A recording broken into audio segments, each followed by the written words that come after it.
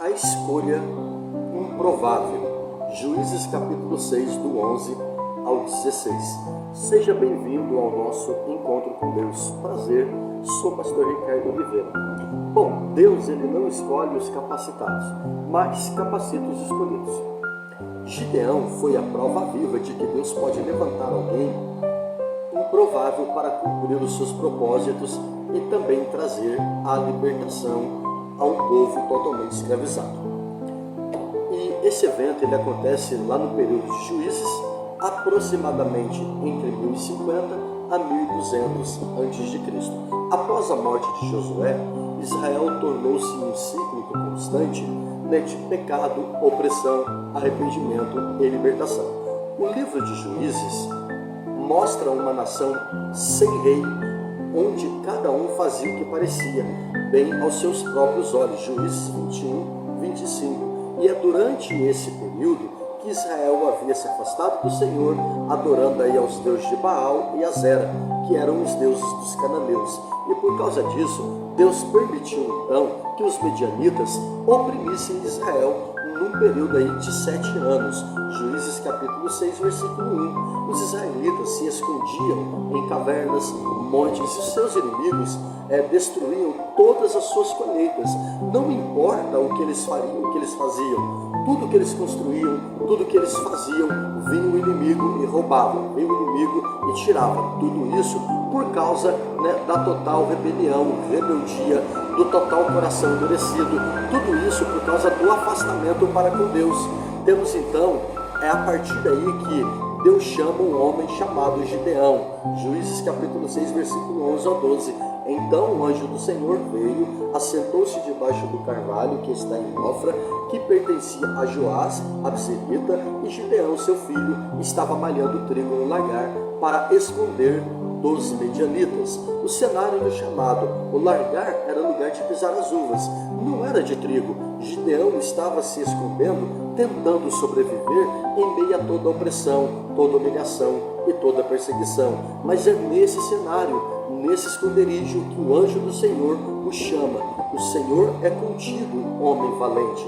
Gideão, ele assusta e é inseguro, e ele responde: ai, Senhor meu, se o Senhor é conosco, por que tudo isso nos sobreveio? Isso é o que ele falou lá no versículo 13.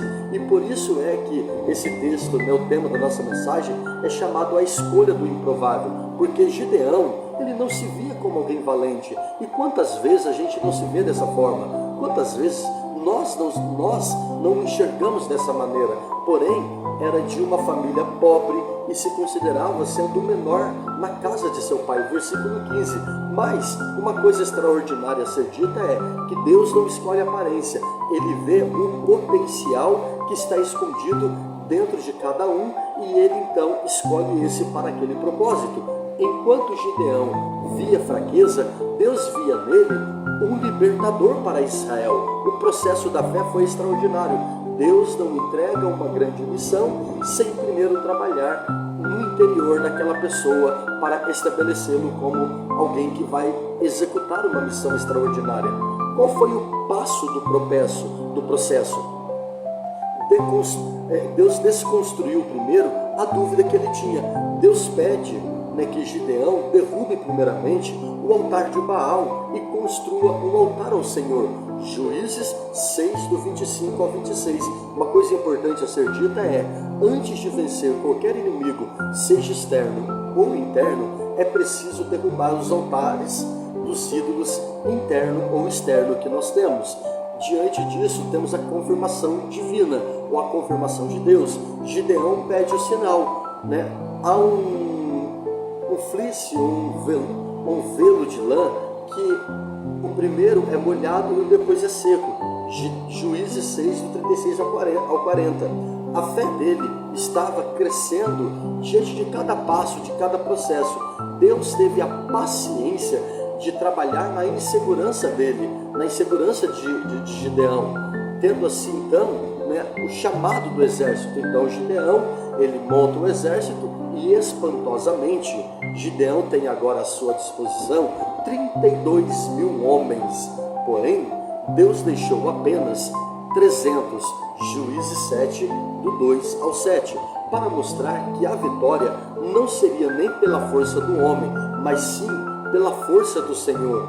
E a partir daí a vitória do improvável. Tem situações na nossa vida que às vezes a gente pensa que precisa de muito para resolver determinados problemas, mas quando Deus está no negócio, o muito não é tão importante, porque a própria presença de Deus já é o suficiente para vencer qualquer dificuldade e qualquer problema. Sendo assim, é importante que você valorize a presença de Deus e que, por mais que você tenha pouco, comece pelo pouco que você tem, porque é através desse pouco que Deus vai estabelecer a vitória, estabelecer a conquista, estabelecer o resultado. Até porque tudo que vier a ser feito a partir daí, é importante que saibamos que veio de Deus, que é do Senhor e que é o Senhor quem opera, quem faz e que trabalha. Que Deus lhe abençoe poderosamente e até o próximo encontro com Deus, em nome de Jesus. Graça e paz.